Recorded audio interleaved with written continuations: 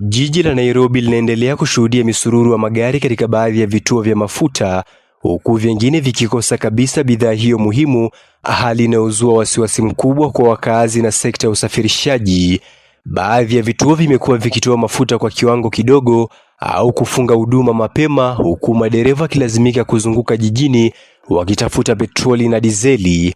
Wahudumu wa vituo vya mafuta nao wamejikuta katika hali ngumu, wakikabiliwa na hasira za wateja, wakieleza kuwa upatikanaji wa mafuta umekuwa wa kusuasua, huku baadhi ya wasambazaji wakituhumiwa kuficha bidhaa hiyo wakisubiri kupanda kwa bei. Jana station mingi Kiambu Road manze zimerun dry. Unapata jana by the siku mzima hakuna kitu tumesell. Unapata ni product moja yenye iko. So manze hiyo kitu inatu affect sana sisi kama mapamba attendants. Na manze tuna pray I don't know vitu zikuwe sawa manze, mboka irudi venye na kuaga. Hata hivyo, serikali ya Kenya kupitia Wizara ya Nishati imekanusha kuwepo uhaba halisi wa mafuta nchini, ikisisitiza kuwa akiba ya kutosha ipo na kwamba kinachoonekana ni kuhodhiwa kwa bidhaa hiyo kunakofanywa na baadhi ya wafanyabiashara. Hata hivyo, watumiaji wa mafuta wanasema uhaba unaoshuhudiwa umeathiri pakubwa shughuli zao za kila siku, hasa madereva wa teksi na bodaboda ambao wanategemea mafuta kama chanzo kikuu cha mapato. Kila petroli ambayo tunaenda tunapambana na changamoto mingi ya mafuta. Kama saa hii nataka kunywa mafuta hapa, mafuta imepotea. Ukienda Shell hakuna, ukienda mahali popote hakuna. Tunapanga laini muda mrefu ndio unafikia mafuta, tena bei wameongeza. Lita moja imekuwa 160.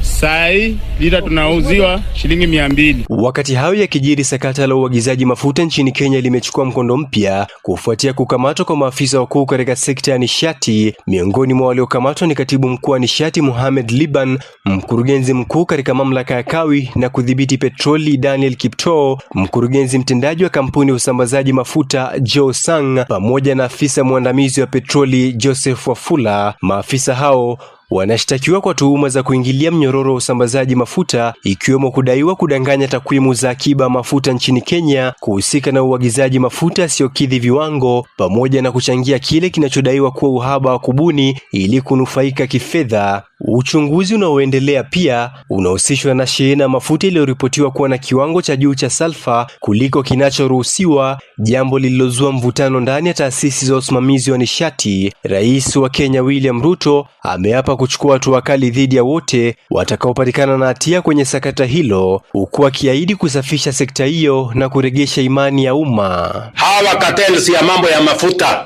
watakipata, hawawezi kuhepa, kwa sababu haiwezekani katika taifa letu la Kenya watu waone tuko na shida ya Middle East, wanajaribu kuja kukoroga shida ingine hapa Kenya. Kauli hiyo ya Rais Ruto imeungwa mkono na baadhi ya viongozi wa serikali, lakini pia imeibua wito mkali kutoka wanaharakati wa kijamii wanaoshinikiza hatua za juu zaidi zichukuliwe, wakitaka viongozi katika wizara hiyo akiwemo waziri wa nishati Bwana Opiyo Wandayi kuwajibishwa iwapo atapatikana na makosa au zembe. Kenya hii tumekuwa na kasumba ya kwamba mtu akifanya makosa tunakimbilia these small rats. Hawa ndio wanasungushwa na wanafutwa kazi, lakini bwenyenye wenye wanahusika pakubwa wanawachwa. Siwe ni kusulubishwa baadhi ya watu, na ili hali kule juu hakujakaa sawa.